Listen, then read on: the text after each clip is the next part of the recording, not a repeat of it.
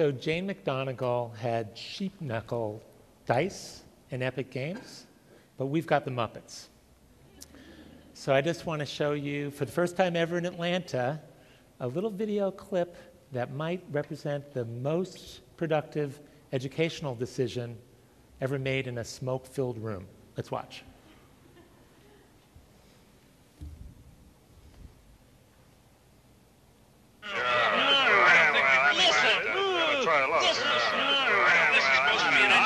I like it. But we ought to say something about the show, telling it like it is. Maybe the nitty-gritty little kiddie show. You know, I like that. Well, then how about the itty-bitty nitty-gritty little kitty show? Hey, these kids can't read or write, can they? No. Then how's about we call the show Hey Stupid? Why don't we take that? Few more phrases. You really think you're going to get this show on the air? Introducing a new television series for children. Tape is rolling. Quiet, please. Look right in there, Bert. In there? See right in there? Yeah, look a little closer.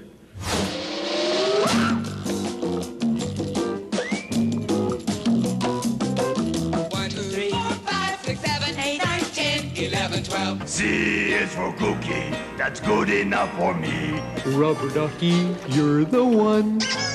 Doing the pigeon. Over and under and through. I'm the king of 8, and I am here to state that everything here has to total 8. 1, 2, 3, 4, 5, 6, 7, 8, 9, 10, 11, 12. The ladybugs came to the ladybugs picnic. Have a rotten day. Yeah, wow. This was my kind of guy.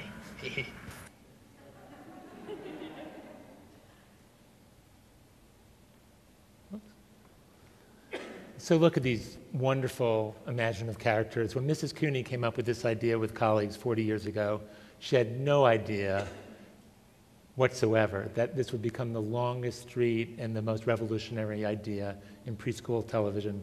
We now broadcast in 140 countries and reach over 100 million children around the world. But when Sesame Street was invented, reading and writing and social skills were enough to succeed. Today we need a new set of skills, a new way of using the media to answer that question that Todd asked, how can we use emerging media to help children learn? You know these dismal statistics. Thomas Friedman made these famous in his World is Flat volume. Many people are following this work in this room today. How do we sleep at night when we are 15th in the world on basic reading proficiency? And even worse, look at this flatline graph. This is the last 15 years of academic output from our educational, family, and youth-serving organizations. I'm part of that community, and I don't know how I rest. We have spent over $75 billion on reading intervention programs since 1992. This is the flat line. 4 points better in that period of time. It's really a national scandal. And it's not like we haven't tried. Chapter 1, reading phonics, whole language, publishing industry. We're stuck, folks. We got to do a whole lot better. So it's not even that the reading proficiency upon which all learning is based. First, you need to learn to read to be able to read to learn. It's that we also have a new skill set. This is a graph from the Partnership for 21st Century Skills, which some of you know, but it's not just those old literacies, those old foundational literacies. It's the new literacies that relate to the types of skills that employers here in Atlanta and around the globe are demanding of our children. So what can we do about this? Jane has some really great ideas, and Gaver also recommended a number of ways of unlocking the creativity, the self-directed, the effort-based child-directed learning. We think at Sesame and at the Joan Ganz Cooney Center that digital media really are not only here to stay, but leverage for the relearning equation. 1969. Sesame Street and Mr. Rogers' Neighborhood were alone, basically, together as the single educational, curriculum-based preschool programs. Yeah, there's a little Captain Kangaroo, too. Today, 40 years later, there are over 100 television programs, just television programs, for preschool youngsters, and thousands of digital media objects, activities, games, virtual worlds, online sites for young children. Webkins, Club Penguin for the little ones, Grand Theft Auto, right? World of Warcraft. I mean, kids are doing digital all the time.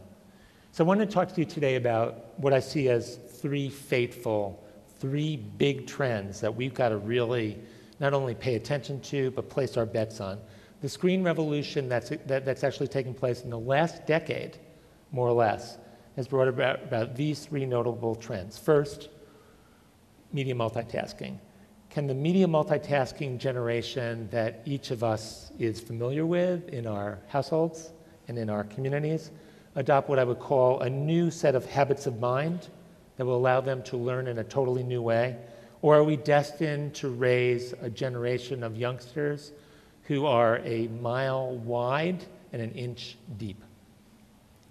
Second, you all have noticed what we call kind of transmedia migration, the convergence of multiple screens. So can these translate into a more coherent set of learning experiences that are woven together, or will we continue to simply knowledge and fragment the learning expertise that children are assembling? And third, I think that there are some unique affordances of digital media that we are not leveraging. And one of them is, as Mrs. Cooney proved, you can get generations to unite and learn from each other using digital educational media, and I'll talk about that. You all are familiar with the overload. We see it in our lives. Check your BlackBerry at the door. Figure out a way to unplug. Here are the stats. How many of you have heard about the Kaiser Family Foundation reports of the last 10, 15 years? So in 2004, they came up with the term media multitasking. And since 2004, the phenomenon has just grown like Topsy. Take a look over here. Just since 2004, kids 8 to 18 have increased their media consumption. And how can this be? From 8.5 to 10.5 hours when you look at the total media exposure. In 2004, kids were squeezing 8.5 hours into 6 hours and 21 minutes. And this pie chart is filling up. It's going to bust sometime. I mean, the whole circle is going to be made. In 2009, 10 hours and 45 minutes into 7 hours and 38 minutes. Kids are spending as much time online, engaged in media, as they are in school. Kids are actually spending more time, 53 hours a week, than almost all of us work in a given week on media consumption. And it's not as if this is an innocuous phenomenon. I mean, I'm a big media backer. I work in a media organization. But we got to figure out a way to assemble a healthy balance, a more balanced diet. Take a look at this. Kids are not only spending more of their hours, but more struggling learners are spending more of their hours. My teenage daughter sleeps with her MacBook. I guess that there are some things that I would dislike more. But it's getting to be kind of a serious issue, when it's becoming associated with kids who are not only more bored, but they're getting into more trouble, and they're saying that they're sad or unhappy. These are the trends that worry us, and which we think there's an important chance to adjust. This is the second trend that I've been discussing about, this issue of convergence. Here we see a commercial group, Nickelodeon, friends of ours, who are figuring out that they can follow, just as the brand marketeers of the 1970s figured out how to sell you Captain Crunch in every possible way that they could. Media commercial interests are selling you SpongeBob in every possible way, right? Kids can do it on TV, and they're led to the games, and then they're led to the products. But how are we going to take the ubiquity and unique potential of that brand equity, if you will, and that interest that children have in engaging media, and start right from the beginning to take these bright and shining faces and give them kind of a more productive start? We argue that we need to start right from the start. This is an example of using a technology that allows children to read books together. I'll talk about that in a moment.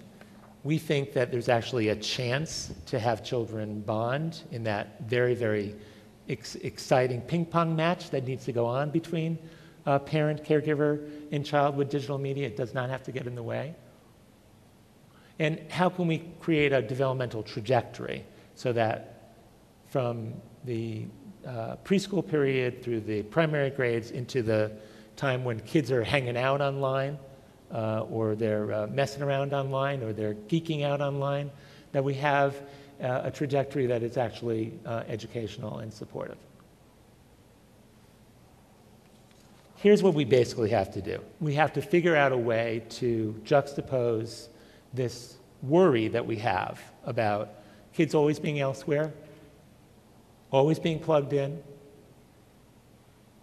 and juxtapose that with a way of connecting people, building these deeper connections. How do we do that? These are the 3 trends that we've been looking at. To reinvent learning, we're coming up with a number of different ways. First, in terms of multitasking, there's a way to align content. I'm going to talk about that in a minute. In terms of the convergence of media, there are many interesting ways to create anytime, anywhere learning. And in terms of the deepening connections point I've made, there are intergenerational patterns, sort of a new learn and play pattern that I want to talk to you about. Here's the content alignment that I showed you before. The TV show, the computer, the game, the mobile media. What if we transformed it into a curriculum-based educational experience? Our Muppets are one example of how we can do this. There are many others. I just use them for illustration purposes. In our media labs, we're doing a couple of interesting things. We're taking a look at how our characters, instead of selling stuff, can sell education. So if you take a look at Elmo, when paired with broccoli, beats a neutral character when paired with chocolate. There's actually ways of shaping behavioral learning and behavioral play by using the Muppets as powerful scaffolds for learning. You might have heard that Cookie Monster's on a diet. Don't worry. He's still eating cookies. It's just that cookies are a sometimes food. They're not an anytimes food. So the Muppets can be, as can other positive children's characters, a very important force for content alignment. And when we add books, actually real books to the equation, we can have a very powerful digital media experience and an engaged learning experience with parents, just as we've all been raised. Here's an example of what we call anytime, anywhere learning, right? There's a way, as I was suggesting before, of going from the lab to the classroom to the after-school center, all using different types of content that travel on the different kinds of platforms and different kinds of devices. Elmo. Elmo's very popular among 2-year-olds. He's actually the most popular character in the United States. How do we learn with peers and family? What do we need to do? So this is an example which you can see up on our website, and I'd be glad to share with any of you afterwards. This is a book reading device that we have built with Nokia Research Labs in Palo Alto. Basically what this does is it allows 3 generations to read a book together using Skype and using this book reader, and you can see the panels over here.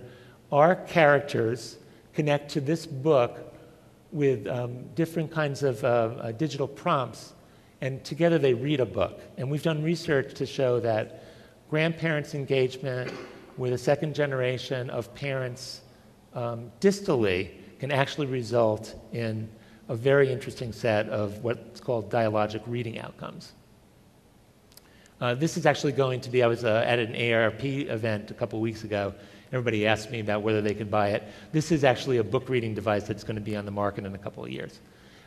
We're also trying to take a look at how kids and parents and kids and older mentors can play games together. So as Jane suggested, epic games and our joint efforts can advance gameplay in a very exciting way to solve America's social problems, the world's social problems.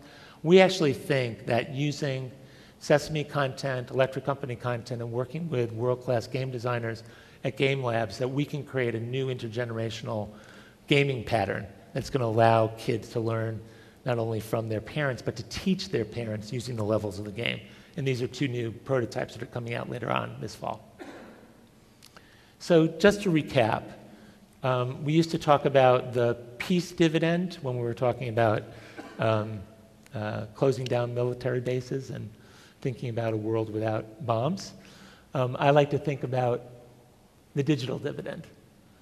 This is a 360-degree approach to motivating children to work with their parents and work with their teachers in a new way. So, 1, if kids are motivated, if the learning is personal and deeper, if there are a new set of skills that employers are demanding that evolve, and if generations participate together in a lifelong approach to learning right from the start, we've got a new learning equation. I want to close with really 4 things that I think Atlanta and other communities can do to take advantage of the digital dividend. First, I suggest that Atlanta create its own digital learning audit. We don't know everything that the wonderful folks of Atlanta are doing around digital technology integration. There's a way of actually assembling those data and acting upon them. Second, we've been developing nationally the creation of a new digital teacher corps. Teachers cannot teach what they do not know, and we need to figure out a way, especially beginning with teachers of young children, to introduce digital technology in new ways. So if we can create an expert corps to support both youth workers as well as teachers, I think that we'll be making considerable progress. Third, you've got a really interesting homegrown innovation here in Atlanta. It's called Boys and Girls Club's Club Tech. These centers are available in over 3,000 places around the country, including Atlanta, but hardly anybody knows about them. They're using digital technologies, including game design and music making and production as a core part of the after-school agenda. That's something that can be, that's something that should and can go national. And then finally, just as cities like Pittsburgh and Atlanta have created tax incentives and new kinds of game and mobile zones to engage the digital arts and digital education communities, Atlanta has a chance to create something that I would call digital innovation, children's digital innovation prizes. I think that if we would follow these 4 steps and think about the digital dividend in a new way, we could respond to the TEDx Relearning Challenge. Thanks so much for listening.